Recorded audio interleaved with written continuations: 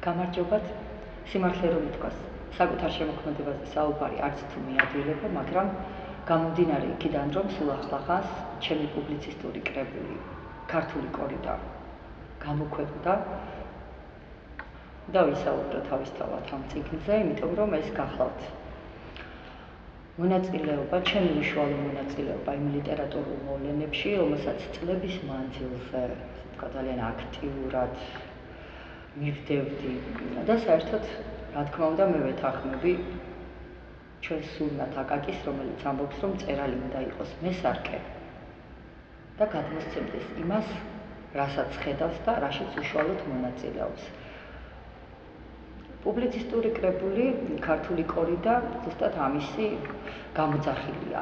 აქვე არ შემიძლია ორი სიტყვით პატარა ისტორია უბრალოდ იმისათვის, რომ ჩვენმა მკითხველმა, ჩვენმა მსმენელმა იცოდეს თუ როგორ იქნებოდა ეს წიგნი, რა წინააღმდეგობები ხვდა წილად, იმიტომ რომ ჩვენში არსებობს ასეთი არასწორი მოარული აზრი, რომ საქართველოში კრიტიკა არ არსებობს. რაც თავი მახსოვს, სულ ამას ამბობდნენ, მაგრამ თავისთავად, რა თქმა უნდა, ცალკეული ავტორები არიან და იყვნენ ყოველთვის საბედნიეროდ, ვინც ახერხებდა სიმართლის მოთხოვნილება არა მხოლოდ საკუთარი, არამედ საერთოდ მწერლების სიმართლის მოთხოვნილება გარკვეულწილად დაეკმაყოფილებდა. და წლების მანძილზე, როდესაც მე მონაწილეობდი ამ პროცესებში, თავისთავად დაგროვდა ეს. გარკვეული პერიოდი ცალკეულ გაზეთებში, პრესაში იბეჭდებოდა ჩემი წერილები, შემდგომში სხვათა შორის არაერთმა მწერალმა მირჩია, რომ უმჯობესი იქნებოდა, რა თქმა უნდა, რომ მთლიანი სურათის შესაქმნელად მე ეს გამომეცა წიგნად და თავდაპირველად 2009 წელს გამოვიდა კრებული ვის მივყიდით ქართულ მწერლობას. ესეთი ძალიან სათაური ქონდა ამ წიგნს და უკვე სათაური დალვე მოკლედ ეთყობოდა, რომ ძალიან ისეთი პოზიცია მქონდა მკვეთრი და ძალიან სასიამოვნო მოულოდნელობა იყო ჩემთვის, რომ ამ კრებულს ძალიან სერიოზული ყურადღება ხვდა წილად. არ შემიძლია ორი სიტყვით არ გადაუხადო დიდი მადლობა იმ ცნობილ მწერლებს და ახალგაზრდა ნიჭიერ გაბედულ პოეტებსა და მწერლებს, ვინც თავისი აზრი გამოხატა, 7 შესანიშნავი რეცენზია დაიწერა ამ წიგნზე და ბევრმა მითხრა კიდეც, რომ ჩვენ ველოდებით, რა თქმა უნდა, გაგრძელებას, ჩვენ გვინდა ისე შევხვდეთ, ასე ვთქვათ, ამ წერილებში იმას, რაც იყო და იმ სიმართლეს, რომელიც დღესდღეობით არ არის ადვილი აღსაქმელი, მაგრამ აუცილებელია იმისათვის, რომ ჩვენ ვიცოდეთ, რა ბუნებრივი პროცესები მიმდინარეობს ქართულ მწერლობაში, ქართულ ლიტერატურაში. და ქართული კორიდა სწორედ ამის გაგრძელებად იქცა. ვფიქრობ, რომ თვითონ წიგნის სათაური თავად მეტყველებს იმაზე, თუ როგორ, ასე ვთქვათ, აქტიურ ბრძოლებს მოიცავს ეს წიგნი, ეს სიტყვა შეგვაშინებს და გარდა ამისა არის კიდევ ერთი მომენტი. კერძოდ ის, რომ მე თავიდანვე გამოვსახე ჩემი პოზიცია, როდესაც მივეძღვენი ეს წიგნი და წაუმძღვარი ასეთი წარწერა. წიგნი ეძღვნება ყველას, ვისაც სიმართლის არ ეშინია. აქედან გამომდინარე, თავისთავად ალბათ ჩვენი ძვირფასი მკითხველი თავად გამოიტანს დასკვნას, რაზეა ეს წიგნი. მე მინდა შევეხო შინაარსს. მინდა გითხრათ, რომ აქ თავმოყრილია არა მხოლოდ პუბლიცისტური წერილები, არამედ ესეები. ესეისტური გააზრება, საერთოდ ესეისტური ხელწერა და მანერა ჩემთვის ძალიან ახლობელია, ძალიან მიყვარს ესეთი მხატვრული გამომსახველობა, რომელიც ესეს აკავშირებს უშუალობა, ვთქვათ, რაღაც ისეთი იმპროვიზაციები, რომელიც აუცილებელია საერთოდ წერილების წერის დროსაც და მე მიმაჩნია, რომ რაც არ უნდა მწვავე თემას ეხებოდეს წერილი, ავტორმა უნდა მოახერხოს, რომ გარკვეულწილად ეს თავისი მხატვრული გემოვნება არ დაკარგოს ამ რაღაცა ვთქვათ მწვავე თემების განხილვისას. და სიმართლე რომ ითქვას, აი აქ მაგალითად შემიძლია დავასახელო, რომ მე ვიწყებ ამ წიგნს მიხეილ ჯავახიშვილისადმი მიძღვნილი 2 წერილით. შემდგომში უკვე მოდის, ასე იგი, ლიტერატურული პროცესების განხილვა არის, მაგალითად წერილი, რომელიც ეძღვნება ქართული ლიტერატურის ისტორიის ძალიან სერიოზულ მონაკვეთს. კერძოდ, როდესაც შეიქმნა პირველი ყრილობა, მწერალთა კავშირის ყრილობას გულისხმობს, საერთოდ როდის ჩამოყალიბდა საქართველოს მწერალთა კავშირი, ეს რაღაც წერილი არ რეცენზიასავით და ვფიქრობ, რომ აქ ძალიან საინტერესო მოვლენებია, იმიტომ რომ თანამედროვე მწერლებმა მიმაჩნია, რომ უნდა იცოდნენ თავიანთი წინაპრები, რა მიზანს ისახავდნენ, რა იყო მათი დანიშნულება და ქართულ მწერლობას როგორი პასუხისგებლობით ეკიდებოდნენ. იყვნენ და ის საბჭოური, რა თქმა უნდა, რეჟიმი, რომელიც პრაქტიკულად მათ სიცოცხლეს ართმევდა. უმძიმესი წლები იყო. დღეს ჩვენ გარკვეულწილად, როდესაც ბევრ წინააღმდეგობას ვეხლებით, მაინც ერთი უმთავრესი გაგვაჩნია კერძოდ ის, რომ მაინც შეგვიძლია სიმართლის თქმა. აი მაშინ პრაქტიკულად გამორიცხული იყო. მე მახსენდება მიხეილ ჯავახიშვილის ცნობილი გამონათქვამი, როდესაც ის წერს, რომ დღევანდელი მწერლობა სასაფლაოა, დღევანდელი მწერალი მოსაფლავეს გავს. ჩაკლული აქვს მას თავისი გრძნობა და თუ თქვენ მისცემთ მას უფლებას, რომ მან რეალურად რასაც განიცდის ის აღწეროს, პრაქტიკულად მაშინ ნახავთ, როგორ კარგად შეძლებთ წერას. იცით, ეს ძალიან მძიმე აღსაქმელია, იმიტომ რომ დღეს მიუხედავად ამ წმეხისა, ბევრი კასტური დაპირისპირებისა, სხვადასხვა ლიტერატურული მიმდინარეობისა, ეს რაღაც ქიშპობისა, რაც ყოველთვის თანდებია ნებისმიერი ლიტერატურული მიმდინარეობისათვის, წერალს ჩამორთმეული ჰქონდა უფლება ესაუბრა სიმართლე. და დღეს ეს ჩვენ შეგვიძლია, უბრალოდ ეს ჩვენს ნებაზეა, რა თქმა უნდა, გარკვეულწილად დამოკიდებული, რამდენად მზად ვართ იმისათვის, რომ საზოგადოებას, განსაკუთრებით კი მკითხველს, ვისაც უყვარს წიგნი, მე უშუალოდ ყოველთვის მიმართავ მკითხველს. ის მიმაჩნია უპირველეს მსაჯულად და ვიცი, რომ როდესაც გაივლის გარკვეული დრო, მკითხველმა უნდა შეაფასოს თუ ვინ ქმნიდა ღირებულებას და ვინ ვთქვათ ეს სიყალბეს. ეს მისი არჩევანია და ვფიქრობ, რომ ის შემდეგ უკვე გადასახედიდან გარკვეული წლების გადასახედიდან აღიქვამს ყოველივე ამას თუ რა იყო სიმართლე და თანამედროვე მწერალს როგორ პირობებში უხდებოდა მუშაობა, იმიტომ რომ დღეს რატომაც ყველას გონია, რომ მწერალი აუცილებლად უნდა იჯდეს ცალკე ოთახში, ან ვთქვათ მონაწილეობდეს მხოლოდ ისეთ საღამოებზე, სადაც ვთქვათ ვიღაცას აჯილდოვებენ და ან მხოლოდ საკუთარი თავისთვის არსებობდეს. ასეთი დრო არ ვიცი, ოდესმე თუ დაუდგება ქართულ მწერლობას. წინააღმდეგი ნამდვილად არ ვიქნები, მაგრამ ჯერჯერობით აქაც საკმაოდ ბევრი სადგივარია დაგროვილი და ვფიქრობ, რომ ჩვენ პირველის ყოვლისა მწერლებმა უნდა ვისაუბროთ ამაზე. ჩვენ უნდა მოვახერხოთ, რომ ჩვენს მკითხველამდე მივიტანოთ ჩვენი გულის ტკივილი და კიდევ ერთი რამ მინდა აუცილებლად რომ გავახმოვანო. ჩვენ მწერლებს გვაკლია სოლიდარობა. ამაზე კულუარებში ძალიან ბევრს საუბრობენ და ბევრი ცნობილისაც და შედარებით მოკრძალებული ავტორის მოსაზრებაც მომისმენია და ამიტომ მე ვფიქრობ, რომ ეს უნდა ითქვას ხმამაღლა, უნდა ითქვას პატიოსნად, გამომდინარე იქიდან, რომ ჩვენ უნდა შევეცადოთ ერთმანეთის შემოქმედება წარმოვაჩინოთ. ამავე დროს არ დავივიწყოთ ჩვენი წინაპრები, რომლებიც თავდადებით ემსახურებოდნენ თავიანთ საქმეს და უმძიმეს პირობებში ცდილობდნენ, რომ ქართული მწერლობა არ ჩამოეშორებინათ თავისი ძირითადი დანიშნულებისგან, რასაც ეროვნული თვითყოფადობა ქვია, რასაც ქვია ბრძოლა გადარჩენისათვის. ძალიან მოკლე მაგალითი უნდა მოვიტანო.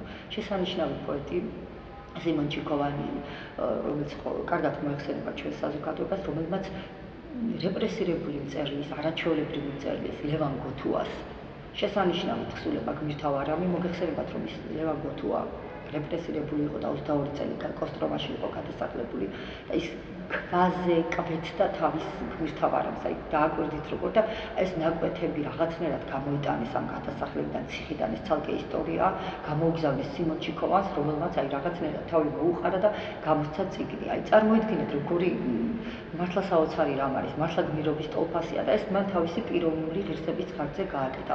გვაქვს ჩვენ ასეთი მაგალითი, საბედნიეროდ არც თუ მცირე და მე მინდა რომ აი ასეთი მაგალითებიც ვიცოდეთ ჩვენ, ამითაც ვიხემძღვანელოთ თავისთავად და არ მოგოჩვენოს რომ სამწერლო ცხოვრება მხოლოდ სასტიკი ჯუნგლებია, თუმცა ესეც არის თავისთავად რა თქმა უნდა, მაგრამ ეს გამონათებები, ეს დიდი სიკეთე, რომელიც ესე კანთიელად ანათებს და ჩვენ რაღაცნაირად უნდა შევეცადოთ რომ მივყვეთ ამას. აქ მე შემიძლია კიდევ ვისაუბრო წიგნში ვეხები აგრეთვე ანთოლოგიების საკითხს, თუ რა წესით უნდა გამოიცეს, ვთქვათ, ანთოლოგიები ჩვენში, რომ რაც კასტური პრინციპი უნდა იყოს უარყოფილი და უპირველეს ყოვლისა ყველა შემოქმედს უნდა ჰქონდეს იმის საშუალება, რომ თუ დაწერა მან, რა თქმა უნდა, ღირებული მხატვრული ნაწარმოები, სხვისი ჩარევისა და რაღაც პროტექციის გარეშე თავისუფლად შეეძლოს მას გამოსცეს თავისი ნაწარმოები. ეს ყველა შემოქმედის უფლებაა. საავტორო უფლებებზე შეიძლება ითქვას, რაც საკმაოდ შელახულია და მე ვიცი, რომ ძალიან ბევრ მწერალს, ბევრ შემოქმედს აწუხებს და პლაგიატობა გავრცელებულია და არის ესეთი მოარული გამოთქმები ხა პოეტები ცდილობენ თავისებურად რაღაცნაირად მოახერხონ რაღაც ესეთ მოხდენილ ფუნაგორიას შეთხზავენ ხოლმე ამათ ავტორზე ან ინტერნეტში განათავსებენ და უკვე მერე ყველა მიცის თქვა რაღაცნაირად რომ აი ცოტა საშიში კაცია მოკლედ რომ თქვა რაღაცას თუ დაწერ შეიძლება ისე ბოლოდნილად მოეწონოს და ამოიღოს და თავის ნაწარმოებში მოათავსოს ესეთი მოვლენებიც არის და ამ შემთხვევაში არის თუნდაც სარკაზმი როცა ერევა საქმეში მე მომწონს იმიტომ რომ თავარია რეაგირება მოვახდინოთ ჩვენ და რა ვიცი რაღაცნაირად ყოველ შემთხვევაში გავარკვიოთ ვინ ამდვილი მწერალია ვინ არის ფსევდო აი ეს თავისთავად არის ძალზე საინტერესო არის კიდევ საკითხი ბიბლიოთეკების მეცალკები და გამოყომა ჩემი მოღვაწეობის მანძილზე ხშირად მქონია სხვა ჩვენ საქმე ბიბლიოთეკებთან და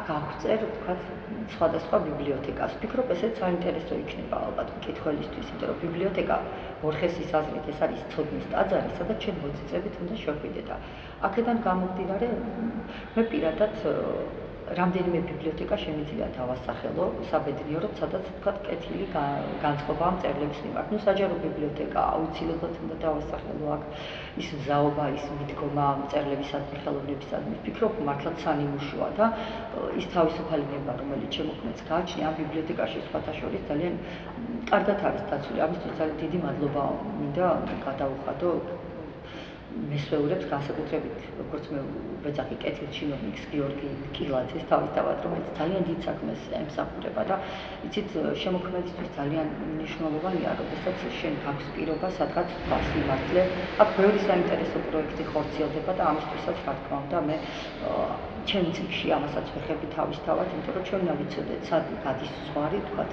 სიკეთესა და ბოროტებას შორის და თქვათ სად შეიძლება სოლიდარობაზე საუბარი ეს ძალზე მისასალმებელი ფაქტია გარდა ამისა აქ უშუალოდ არის თემები რომელიც შესაძლებელია მრავალგვაროვნად იყოს აღქმული იმიტომ რომ ზოგს მიაჩნია რომ თქვათ სიმართლე უნდა ითქვას ნაწილობრივ მაგრამ მე მიმარჯვნია რომ სიმართლე უნდა ითქვას მთლიანად და აი ქართული კორი და გახლავთ ის რომ როდესაც ამ სიმართლე უნდა თქვა, მაგრამ ეს იმას არ ნიშნავს, რომ თქვათ ავტორები ან ადრესატები, ვისაც ეხები პიროვნულად გაანაცხენო, არამც და არამც.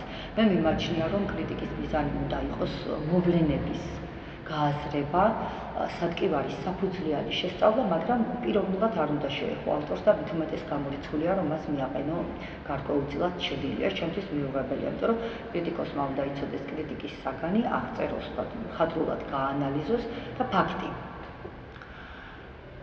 ვიხსენებ აქ ნიკოლო მიწიშვილის მახვილგონიურ გამონათქვამს ფაქტების დიქტატურა. ან დოკუმენტური პროზა, რომელიც აი ჩვენს დროში განსაკუთრებით ფასეულია, იმიტომ რომ დოკუმენტური პროზა ასახავს იმას, რაც ხდება.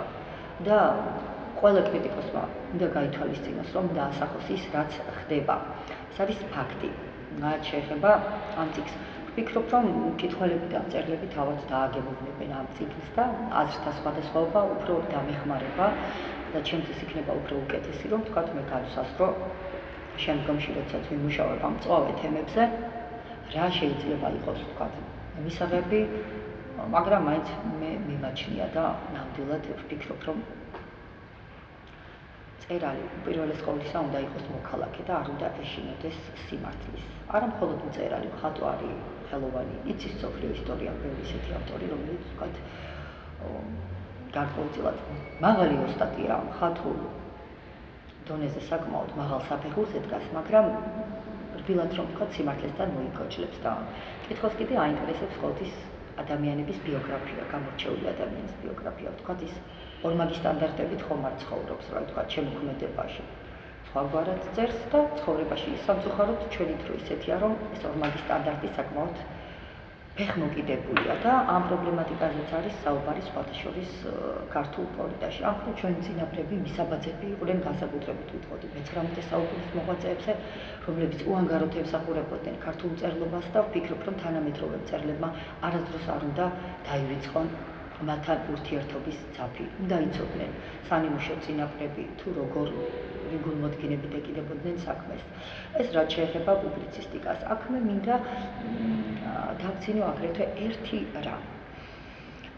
მე მწერლობაში მოვედი პოეზიით, თუმცა პარალელურად, რა თქმა უნდა, ყოველთვის მუშაობ პუბლიცისტიკაზეც და პროზაზეც, მაგრამ ჩათრევარიცის პუბლიცისტიკამ დამთანხმებით ყოველდღე ხდება რაღაც ისეთი რამ, რომ შენ გინდა გამოეხმაურო, უკვე ჩვევათაც გადაგექცა და აქედან გამომდინარე ბოლო დროს ისე გამოვიდა, რომ უფრო ხშირად იბეჭდება ვთქვათ ჩემი პუბლიცისტური წერილები და საზოგადოება უფრო როგორც პუბლიცისტს უკვე ისე მიცნობს და სხვა შეს ვინც მიცნობს ძალიან კარგად, მე მივიღე იმათი შენიშვნა და მითხრეს, რომ ნუ დაგავიწყდება ძალიან გთხოვ და შენს პოეტურ მემკვიდრეობაზე, შენს პოეტობაზე გაამახვილე ყურადღება. ამიტომ მე დავიწყე პუბლიცისტიკით და მინდა ავტოგრაფად დაგიტოვოთ ჩემი ლექსი.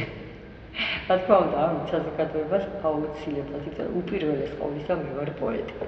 ამას ვერც პუბლიცისტიკა დამოიწყებს, ვერც პროზა, ვერც ესეისტიკა და ასე ვთქვათ წერილობის სხვადასხვა უფრო მძიფეტონიანი ჟანრი. და აქედან გამომდინარე მინდა რომ ჩემი ლექსი წავიკითხო. მისი სახელწოდება გახლავთ ქურანი. აი ესე ვიწყებ პუბლიცისტურად და ვამთავრებ პოეტურად. თავად განსაჯეთ ძვირფასო მკითხველებო, ჩემი გულის ფეთქვა მე მომიტანია სამსხვერპლოზე თქვენთვის. ქურანი. ბედნავსი ვარსკვლავები ქურანს დანისლუია. გახედნავს ჟამი ასე დაყვავებით. შუბლზე დაწინწკლული სივრცე როგორც ტყვია, აპობს გალაქტიკებს, უძილოდ ბურავს. მე ჩრდილით ბლონდებში ოდესღაც გავები, მზევით გავაწდილო, სხივებს ვინ შემოკრებს. დარა წავუმძღვარო, ბედი ღბლის საურავს, ხრჩოლავ გულს, სვირინგად ჩაფერფლილ ურანს, ვინ ჩამოგვირიგა იფქრის ფიქრწვიმები. შენ ზურგის ქარო, ვინ გაგიბილიკა, ხორცო, სულთან ახლოს როდის დაზვინდები. რა პირით ვეჩვენ სამყაროს შემოქმედს, შემოფლეთ სიტყვების საწუთროს ღიობებს, იობის ჭრილობა დაუყვავებს ქურანს. ეპოქის ჩრდილებთან უდრეკათ იომებს, ჟამის სისხლს ლექსებით შემოვიდა.